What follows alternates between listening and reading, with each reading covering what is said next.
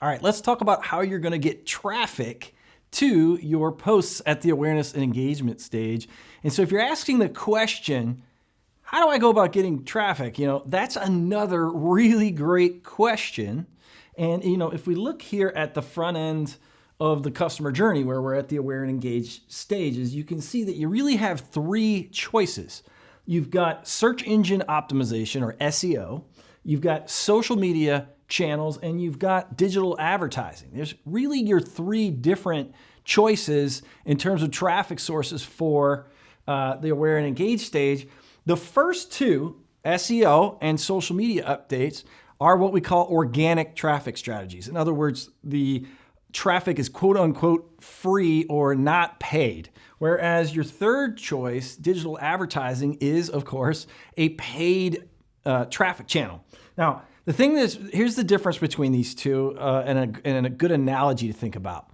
SEO and social media channels are like rain. Okay, so rain is something that it's going to come, right? You're going to get rain. You just don't know when, and you don't necessarily know where it's going to rain. Search engine optimization and social media updates are very, very similar to that. You cannot force traffic from search or social to any one place. You have really much less control over where the traffic is going to go and when it's going to come. Now, digital advertising is completely different. It's the complete opposite of that. You know exactly where that traffic is going to go, and you know exactly when it's going to go because you've cut a check for it, right? So you mailed a check to Facebook or put your credit card details in there, and believe me when I say the traffic is going to come. It's like a water faucet or a hose, right? Now you can take that hose and you can direct that water any place you want, but the downside is that the minute that you go and turn that hose on, you're going to start paying for that water, okay? Same with digital advertising. You can turn it on, you can turn on as much traffic as you want, but the more you crank it up, and as soon as you turn that hose on, you're going to start paying for it. So you can kind of see the ups and the downsides to these various traffic channels. On the one hand, you've got these free organic strategies, right? They do cost time and energy, right? Which equates to money. But to get SEO traffic and social media, you don't know where it's going to go. And you don't know when it's going to go there. You have much less control. In the digital advertising channel, you have exact control over where you want that traffic to go and when you want it to go, but you have to pay for it. All right, so if you're asking the question, it's a great question. How are we going to get traffic to this content? You must answer this question. You cannot be producing great content. This is what I meant earlier when I said great content is not enough. Okay, you need traffic and you need the ability to move people along the customer journey towards things that lead to revenue. All right, but if you're asking this question, this is a great question, and I'll answer it with another question. It's kind of a binary question, a yes or no.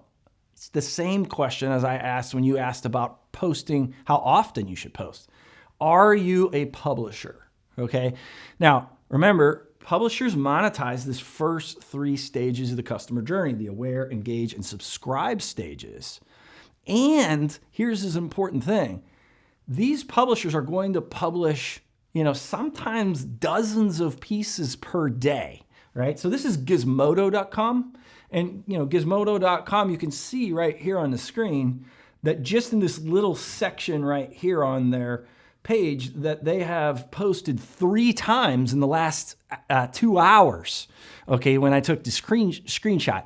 Gizmodo is publishing dozens of articles every day. Now, the reason this is important is because it's sites like this that suck up a lot of the search engine traffic and a lot of the social traffic simply because they're just generating such a volume of content and links and all these things that matter in the search engine optimization game and the social media game, where it's just like we're producing a lot of content and so we're getting a lot of social traffic.